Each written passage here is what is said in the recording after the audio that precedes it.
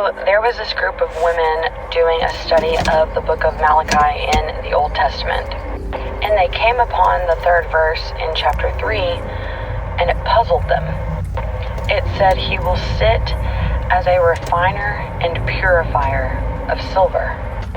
And they wondered what this statement meant about the character and nature of God.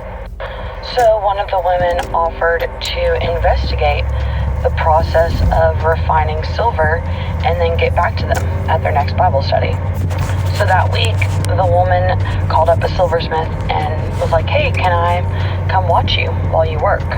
And she didn't mention anything about why she wanted to do this other than her curiosity about the process of refining silver.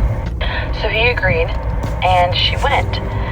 And as she watched him, he held a piece of silver over the fire and let it heat up. He explained that in refining silver, one needed to hold the piece in the middle of the fire, where the flames were the hottest, as to burn all the impurities away. The woman thought about God holding us in such a hot spot. Then she thought again about the verse. He sits as a refiner and purifier of silver. So she asked the silversmith if it was true, if he had to sit there in front of the fire the entire time that the silver was being refined. He said yes, and he went on to explain that not only did he have to sit there, but he had to keep a very close eye on it, because if it was left a moment too long, then it would be damaged. The woman was silent for a moment, and then she asked, "How do you know when the silver is fully refined?" And he smiled and said, "That's easy, when I see my image in it." If today you are feeling the heat of this world's fire, just remember that God, our Father, has his eyes on you. Hey man, shalom, shalom. First and foremost, I'm going to give all praises and glory and honor that's due to Yahweh, Ba'ashem Yahawashi, Ba'ashem Harakakwardash. Double honors be unto the elders and the apostles of the great millstone. Peace and blessings and salutations to the hopeful elect. It was in the gospel of God, living up the standard of Yahweh, Ba'ashem Yahawashi, wherever it may be. Saki Mahaloya coming back with another lesson through the Spirit. I want to give my take on this account. I know a few brothers did a lesson on it. The brother video, Amawan Gabar, this is currently his video, but it's the Spirit because the brother in my camp sent this video, I believe over the weekend. I think he sent it like Friday, and that's the Spirit because I had a brother from out of town, well, not really out of town, but you know, from down the way, come down here and fellowship with us over the weekend, and he was staying at my house, and what happened was he was like, "Hey, come here, let me holler at you." He said, "Listen to this," and then this was this video. So that's the Spirit, you know what I'm saying? That was 2 times to confirm. And then the third time, the brother, you know, he did the lesson whatsoever, man. So through the Spirit, man, you know, I had to speak on this because, you know, she made an excellent point that in order to be tried through the furnace of adversity, how you know that gold is pure is when it comes out in a certain image and you can see yourself in the reflection. And that was the beautiful part of the Most High putting us through this, because like a goldsmith, whatever, man, he basically, a person that deals with precious metals, they know how to heat it up and heat up the metals to a certain temperature to get it to bend and to mold into its particular will. So it can be that perfect refined silver or gold. Because one thing about silver and gold, you don't want it to be dross. But even if it is dross in the beginning stages of it, you can see something in it to make it perfect. You say, you know what, I can work with this, you know. So you put it through the fire, get all the rust off, you get all the impurities off, and you make it a fine coin, man. And that's how the Lord is trying us in His truth. Going through certain mental afflictions, the flesh is constantly at war with the spirit. You're constantly at war with yourself in your head, man. This is all part of that affliction, man, to make you a better person. And, you know, like she said, that the longer you keep it in there, you got to keep it in there just at a perfect balance, because if you keep it in there too long, it can perish. So you got to understand in this hell that we're catching, which America means confusion, or America means bitterness, Amerigo, and then you got Babal, or Babylon, which means confusion. So in the midst of this confusion, man, the Lord is heating us up in the furnace of adversity. He's trying us. But you notice certain things in life you go through, it may seem to be unbearable, but the Lord give you strength to put up with it, because you know you're constantly learning some of the same lessons to make you better. It's kind of like taking a test, like an aptitude test, mechanically aptitude test. You may have to take that a few times, you know, and fail it before you get it right, but nonetheless you know you're learning a lesson through it, because each test that you take, you should be getting stronger from it. You should be learning from it. Prime example, right? You know, brothers go through things with women, you know, and after a while you go through so much stuff with women, it's to the point that, you know, you kind of like, all right, I don't even need to deal with a woman for real. I'm over that shit, you know. It'd be nice to deal with one, but, you know, it's like at the same time, it's just like it's not really a big deal no more. You see what I'm saying? So that's part of that trial. That's part of that fire you learn. You know, then some brothers deal with illnesses in the body, in the mind. You know what I'm saying? Because we all are going through something in this faith. And the most part that stood out was the fact that he was like, oh, that's easy. He said, I know it's done when I see myself in my image, and when I see myself in the image. That means that the Most High is molding us to be like him, because if we're going to be molded as gods, kings, priests, prophets, you know, rulers of the next world, we're going to have to be shaped and fashioned to rule. Because you got to know hell and to understand righteousness and appreciate that, man. So all the hell you catch in life, yeah, it's tedious, it's irritating at the moment. But at the same time, you got to, you know, you got to be grateful in your trials, man, because those trials actually strengthen you and strengthen your faith. Because the trials that you go through, and eventually you continue to go through them, you just stop having to worry about it. You just like, all right, man, it is what it is.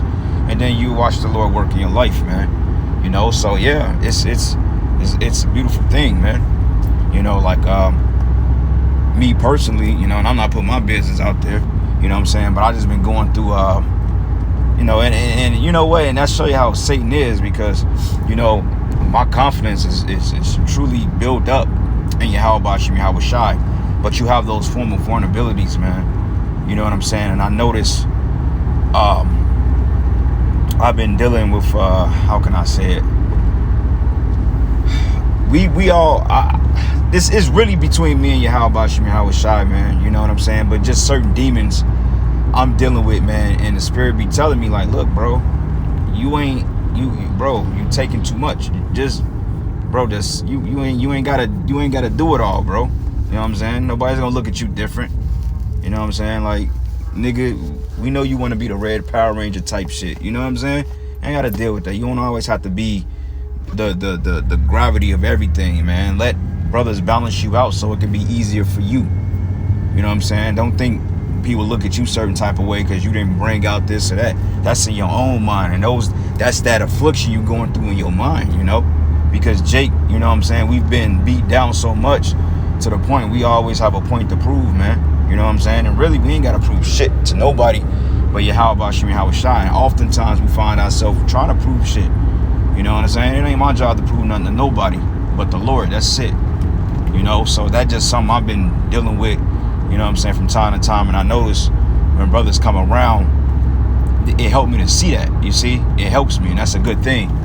Because one of the elders, he told me, he said, bro, when you be around brothers and you travel, he said one thing you're gonna learn about he said you're gonna learn about yourself.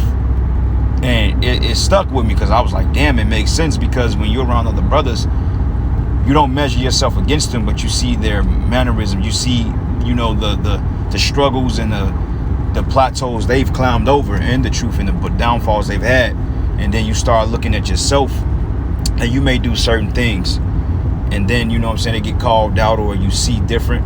Then, you know, you got a brother that'll tell you like, look, man, yeah, this is it. And then you build, you work on it from there, and you don't do it again. That's growth. You know what I'm saying? And that's a beautiful thing. That's why rebuke is beautiful. And so basically the Lord having us in that fire is the ultimate form of rebuke for righteousness, because the scriptures tell you that the Most High, all doctrine is set for reproach, correction, reproof, and long suffering. You know what I'm saying? So everything you learn from should be a correction, or it should be like how can I say it? It should be a learning lesson. It should be something that corrects your spirit. Anything you learn from playing chess to playing volleyball, it should be a lesson that you can take from it, man. All right.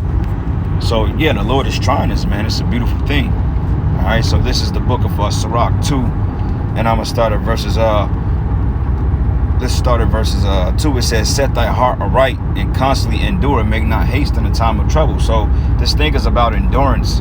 You know, one thing about sprinters or cross-country runners, man, they built up their endurance, their condition to run a long race. You got to understand, right now we're in track and field practice.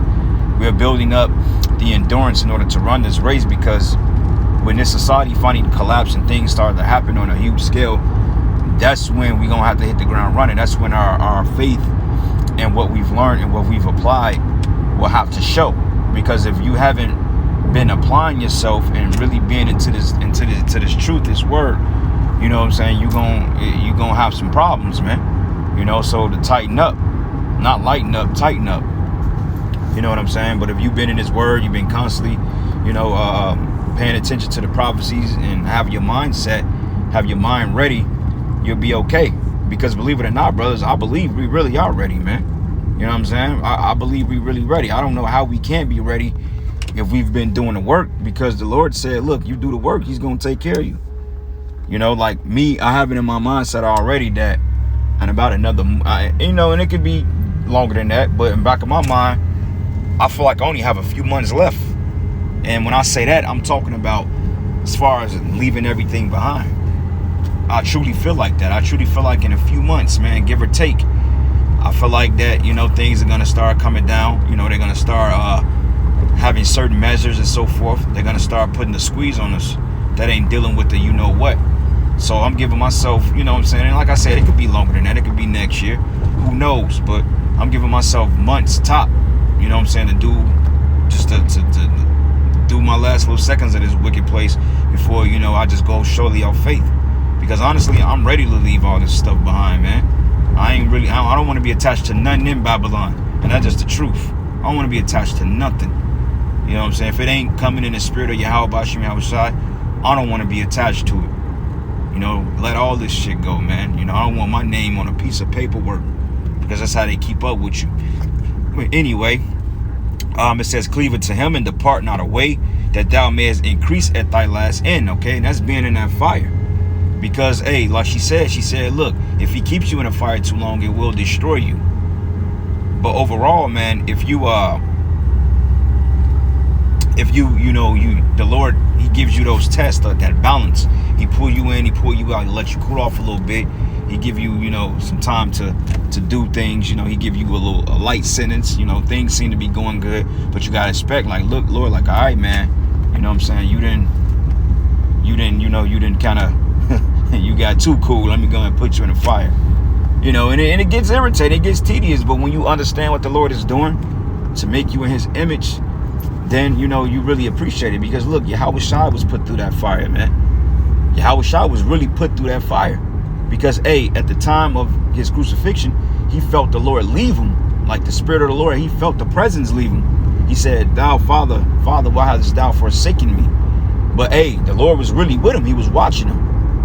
Because, you know, it's just like, if you a good cooker, you a good chef, man, and you marinating vegetables, you're going to keep it on a pot long enough, but you're going to be sitting there watching. Like what I do when I cook, I don't leave it. I'll watch it, you know, and it could be my patience to, because I like to eat. But then again, no, it's because I want to make sure it's perfect.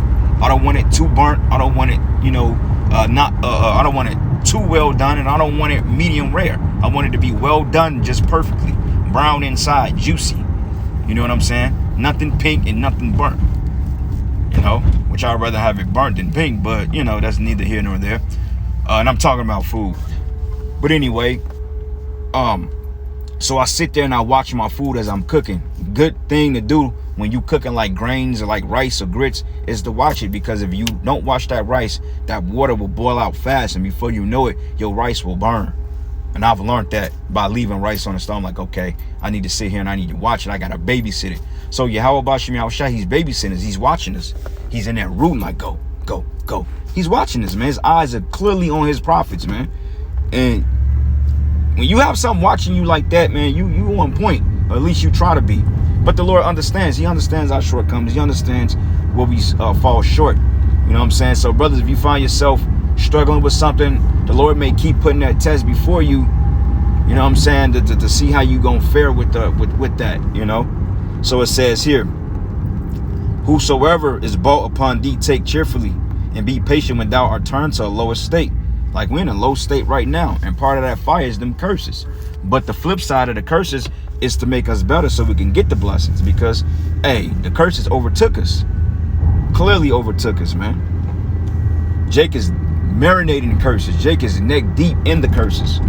You know, you can't get ahead from getting behind. It just no matter what way you go in Babylon, man, if you are an Israelite, you are going to have trouble, man. Whether it's vehicles, homes, credit, finances, women, child support, you know, taxes, bills, illnesses, sicknesses, diseases, you know what I'm saying? All types of shit. People want to do stuff to you. Hey, man, if you are an Israelite, you're going to face at least 2 of those things on that list I just mentioned. I don't give a damn if you're the richest person in the world. Like this guy, Dr. Dre, I think he got to pay his wife so many millions of dollars a month. Get out of here with that, man.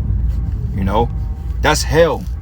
Here you so-called made it, but yeah, you got to pay some millions of dollars a month just to sit on her ass, all because she popped out your seed. Let's just say if you gave her one time $2.5 million, that'll set her straight for the rest of her life. You know what I'm saying? Because if you go through $2 million in a year, then you clearly have a problem. You know? But it says here, for gold is tried in the fire, and acceptable men in the furnace of adversity. It says acceptable men. So all men are not going to be found acceptable in that fire. A lot of men are going to perish in that fire. Spiritually, metaphorically, and literally. Okay? And the main fire is going to be the missiles, man. Because if you don't pass the test, then, hey, the Lord going to put you through that fire. And you definitely going to burn up. So, hey, man, this we got to really be on point. We got to really trust in the Lord, bro. We got to pray that he gets us through this, man. You know, because all this stuff we dealing with, bro, is just it's going to be a bad dream. It says, believe in him, and he will help thee. Order thy men. It says, order thy ways right. Trust in him. So we got to trust that the Lord is not going to keep us in that fire too long. Because look at the point. We could have all been burnt up. You see? So, yeah, man, we just got to stay faithful, play the part. All right? Malachi 3, and I'm going to start at 2. It says here, but who may abide in the day of his coming? Who shall stand when he appeared? It says, for he is like a refiner's fire and like full of soap, man. Okay? Now, you could look up full of soap and get the understanding on it, but you got certain soaps, man, that you need in certain to clean life off certain oils. You know what I'm saying? Like if you notice mechanics, they use a certain type of soap. Ain't no dove gonna get their hands clean. They have to use a special soap with the microbeads in it to kind of purify and open the pores up so it can get them chemicals out you. You see what I'm saying? So yeah, man, the Lord is very particular on things that he does. And it says here, and he shall sit as a refiner and a purifier of silver, and he shall purify the sons of Levi and purge them as gold and silver, that they may offer unto the Lord and offer righteousness, right? And that's equivalent to being in his truth, this righteous sacrifice, because we be made in his image. You know, like the disciples, they were made in the Lord's image. That's why he says, greater things I did, you should do, because I go to my Father. So the disciples, man, they came on a level. Why? Because they came in the image of Yahushua. Like the Lord said, let us make man in his image. He was really going into the Israelites, man, because the Israelites are going to be solely made in the Lord's image. From the spiritual power to the godlike aura, you know, we're going to be baby most highs on the earth, man. That's what he wants us. Lord don't want us to suffer, man. He don't want us here. He wants to save us. Okay. So anyway, let's get another precept here. This is Genesis 1:26. It says, then the power said, let us make man in our image. That's really going into the Israelites, because that image goes into a particular replica, and we had commandments and laws set up. Okay, so that's what this is going into, upright, making men upright, because man was upright when the Lord put the Adamites on the earth and gave the truth to the first man that had the truth, the understanding, which is Adam, which is Yahushua. It says here, according to our likeness, and let them rule over the fish of the sea and over the birds of the sky and over the cattle and over all the earth. That's rulership. So in order to obtain rulership, you have to be made in the image of Yahweh Ba'ashim Yahushua. This is rulership. This is what we're going to do in the kingdom. It says, and over every creeping thing that creeps on the earth. It says, the power made man in his own image, and the image of the Most High, he created him. Okay? So it didn't say the female, it says him. But even though the woman is going to be made in the image of the man, and it says here, it says, and male and female created he them. Okay? So that's the point. James 3:9, it says, with it will bless our Lord and Father, with it curse men who have been made in an image, and it says who have been made in a likeness of the Most High. Okay, so we have to be in the likeness of Yahweh Bashim Yahweh Shai. You know, let me get another precept real quick. This is a good one. Yep, Colossians 1:15. He is the image of the invisible power, the firstborn of all creation. That's right. Yahweh Shai was made in the image of the Most High. So we're going to be made in the image. It says, in whose case the power or the God of this world has blinded the minds of the unbelieving, so that they might not see the light of the gospel of the glories of Yahweh Shai, who is the image of the Most High. Okay, so that's the point. We will be made in his image through trials and tribulations and fire. And with that, all praises and glory, honor is due to Yahweh Shai. With that, shalom and a ball.